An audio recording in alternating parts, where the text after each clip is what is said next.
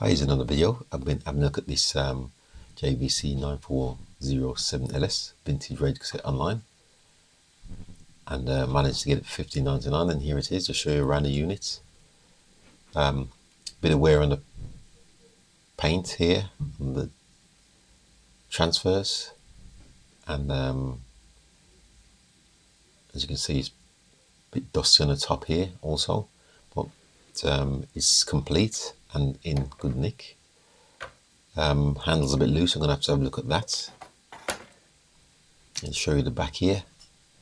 You can see the model number on the label, and the battery compartment.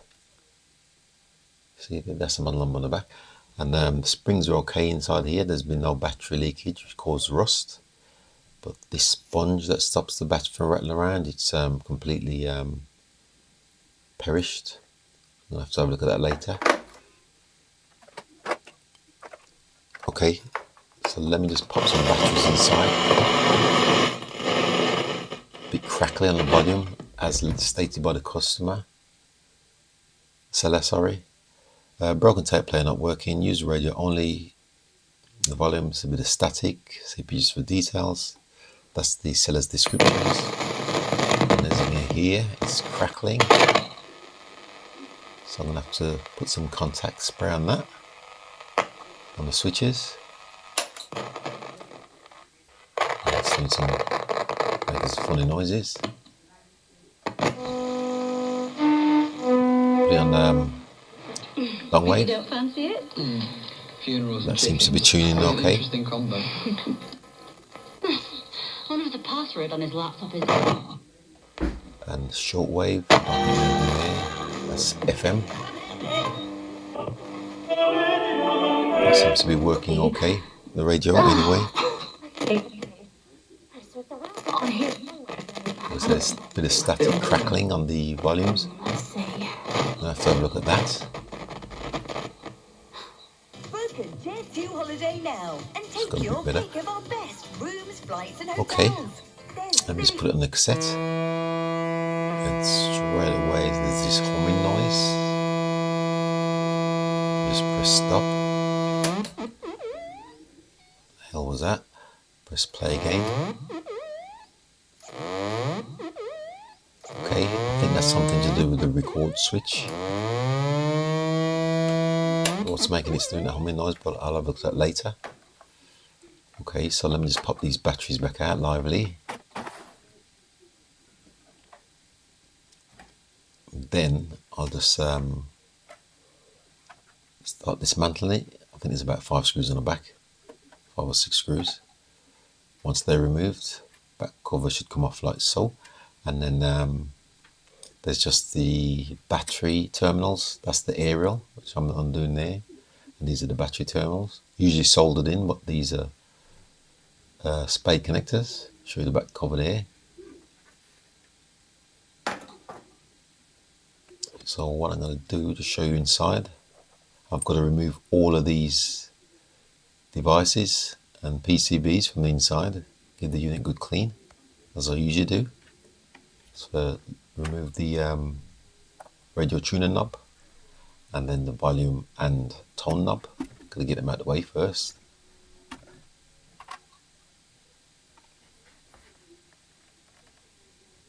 And put them to one side for a minute. And just show you inside. Okay, so what I'm going to do is I'm going to remove all of the devices lively from the radio, as you can see there, and these plastic panels, front and back, and the knobs. I'm just going to stick them in this tub, give them a bit of soak, and then wash them later. That's the front cover there. Bit dusty, so I'll just stick that in the tub.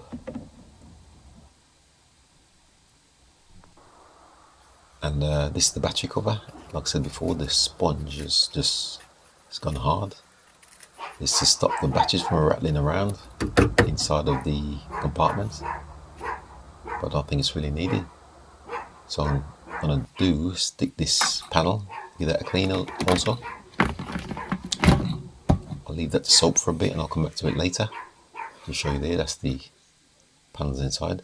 Okay, so what I'm going to have to do is separate this PCB from the cassette mechanism, because the seller states that the tape doesn't work, so more than likely the belts have either melted or come off after 50 years. I'll show you here.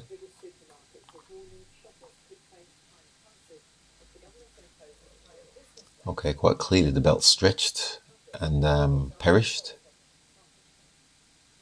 So I'm going to have to replace that. I've got a selection of belts here.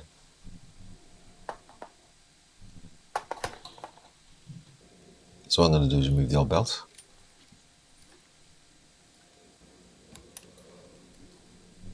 That's the belt there.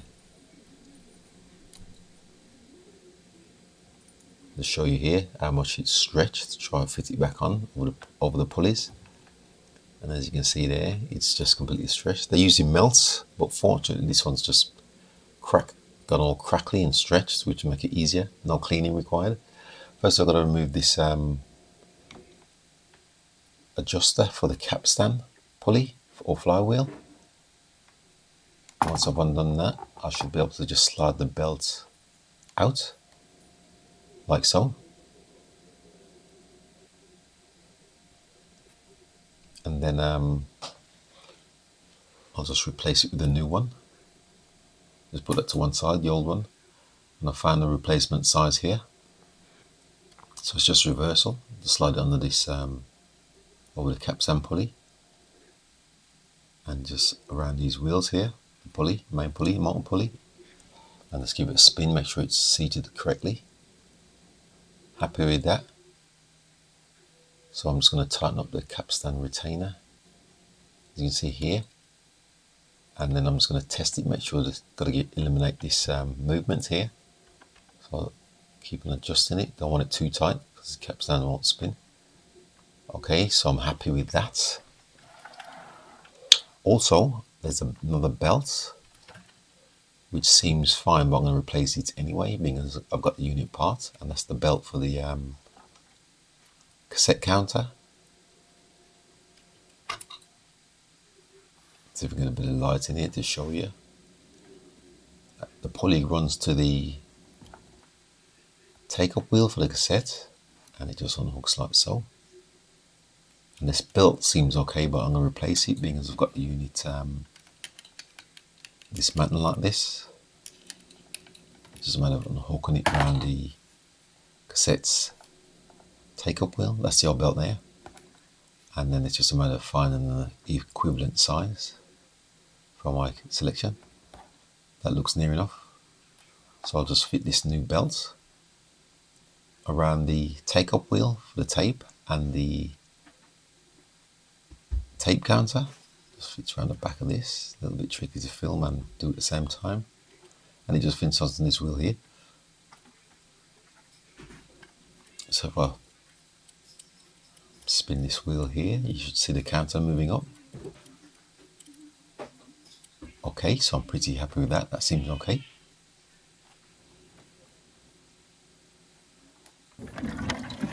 Going back to the panels, I'm just going to give them a wash. As you can see here, just get rid of all the dust and dirt.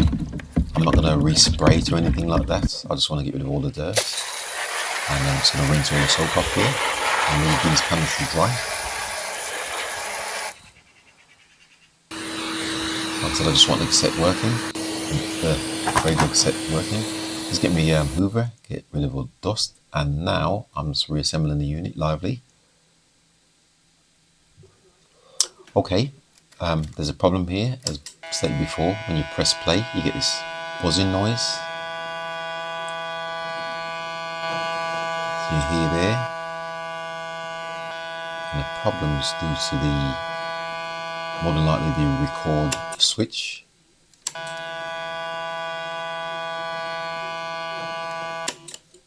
So I'm just going to put some contact spray on that. Let me just show you, that's the contact spray. Let me just highlight the switch, as you can see it there. Put a little ring around that. That's the record switch. So I'm just going to put some contact spray on it and just work the contact spray in, as well as I've done to the volume and the selector switches. I've put contact spray on them also.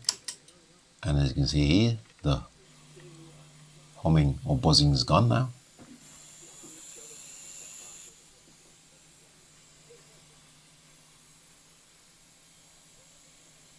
And like I said, the humming was due to bad contacts on the record switch, which I've managed to resolve, as you can see here. Okay, let me just finish off, put the back cover back on.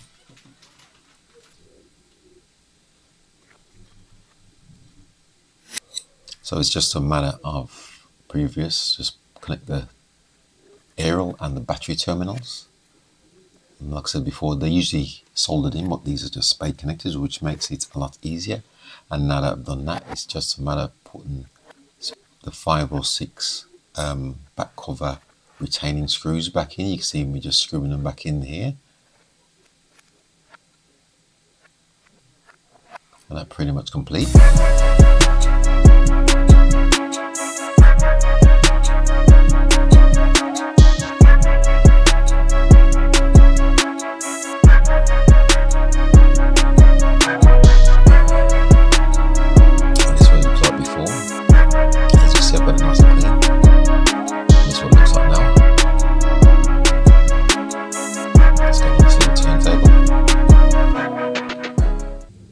Okay, just give it a test. Let me just flick the radio on. The buzz of it, the thrill of And as it. you can hear, And literally from that moment on, radio's working fine.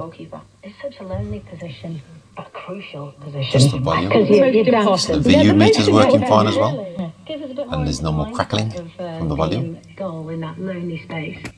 And there's no more crackling from the selector switch, because like I said, when I had it dismantled, I put some contact spray on that also. Just flick it over to medium wave. There's nothing on shortwave. Not my strong point, but 3p a mile, that's a lot of money, isn't it? That's a lot. Just flick it onto FM. Really beautiful. That seems to be working fine. Like I said before, the objective is just to get the radio and cassette working, whole unit working correctly. Not going to respray it or anything like that. Okay, enough of that. Let me just try the cassette. Just put this cassette tape in here. Press play. And as you can hear here, seems to be working fine. See the VU meter also moving up. Let me just pop this cassette out and let me try another cassette actually. See if we can find another tape, pop it in there.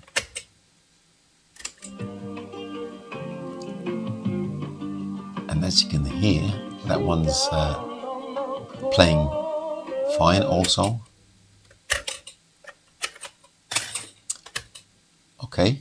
External visitors, so I'm people who pretty chuffed with that. But it's also important that got the whole unit working in, radio and cassette. To show you around the unit here. I'll do the whole thing clean. One of them on the back there. Okay, so I'm pretty chuffed with that. So with that, thanks for watching once again, and please subscribe.